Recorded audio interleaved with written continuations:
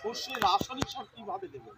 সর্ষে রাসায়নিক সার দিতে গেলে আমাদের দুটো খাদ্য উপাদান আমাদের খুব প্রয়োজন, যেটা আমরা সাধারণত রাসায়নিক সারের মাঝে দেই না। একটা হচ্ছে আপনার সালফার। এই সর্ষে যে তেলটা হয় দেখবেন চোখে লাগলে একটা চোখ দিয়ে জল বেরিয়ে যায়, এটাকে আমরা বলছি পাঞ্জেন্সি বা ঝাঁজ।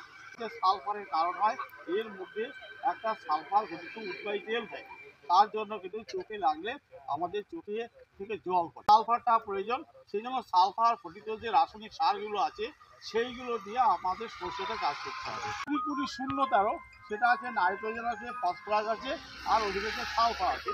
এটা দিয়ে চাষ করলে বাইরে থেকে সালফার দেওয়ার প্রয়োজন হয় না। অথবা আমরা যদি সিঙ্গেল সুপার ফসফেট দিই, সেখানে যেমন ফসফেট আছে এবং 12% সালফার আছে, এটা দিয়েও আমরা কিন্তু এটাকে চাষ করতে পারি। আর একটা হচ্ছে অনুখাদ্য, সেটা হচ্ছে বোরনের যদি অভাব হয় তাহলে এই যে দেখছেন আপনার সর্ষে, এই সর্ষের এই যে এইগুলো ফল তো ফ্রুট, এটাকে আমাদের সায়েন্টিফিক ভাষায় বলে সিলিকুয়া। এর মধ্যে সর্ষের দানাগুলো থাকে এবং এই দানাগুলো যদি বোরনের অভাব হয়, এইটা সিলিকুয়াটা হবে কিন্তু ভিতরের দানাগুলো পুষ্ট হবে না, সেটা হচ্ছে বোরনের অভাবে হয়। সেই জন্য ফুল আসার আগে আমাদের বোরনটা স্প্রে করতে হবে। মাটিতেও আপনারা শেষ চাষের আগে দিতে পারেন, কিন্তু সবচাইতে স্প্রে করলে ভালো হয়। তা যে বোরন পাওয়া যায় আমাদের এগ্রিকালচার অফিস থেকে, যেটা বোরন 20 পাওয়া যায়, প্রতি লিটার জলে 1.5 গ্রাম গুলে স্প্রে করবেন ফুল আসার আগে, অর্থাৎ সর্ষে বোনার 1 মাসের মধ্যে এটা স্প্রে করতে হবে। খাদ্য উপাদানের মধ্যে নাইট্রোজেন, ফসফরাস, পটাশ এবং সালফার, এই 4টা উপাদান খুব গুরুত্বপূর্ণ। তার মধ্যে 1 একর জমি চাষ করতে গেলে আমাদের নাইট্রোজেন দরকার 40 কেজি, ফসফেট দরকার 20 কেজি, পটাশ দরকার 20 কেজি, আর সালফার দরকার 8 কেজি। যেহেতু সালফারটা আমরা বাইরে থেকে দেবো না, সেই জন্য আমরা সিঙ্গেল সুপার ফসফেট, ইউরিয়া এবং পটাশ মিলে চাষ করবো।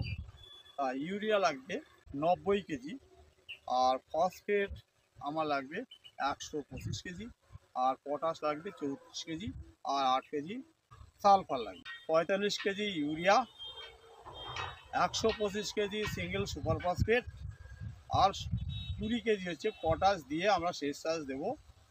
এবং তারপর আমরা সর্ষেটা বলব। সর্ষে লাগানোর সময় হচ্ছে 15ই অক্টোবর থেকে 15ই নভেম্বর। বাকি 45 কেজি নাইট্রোজেন এবং 14 কেজি যেটা পটাশ থাকলো, সেটা ঠিক ফুল আসার আগে আমাদের প্রয়োগ করতে হবে চাপান সার হিসাবে। মনে রাখতে হবে সর্ষে চাষের ক্ষেত্রে সালফারটা খুব গুরুত্বপূর্ণ, অর্থাৎ সর্ষের যে ঝাঁজ বা পাঞ্জেন্সি হয় সেটা সালফারের কারণ হয়।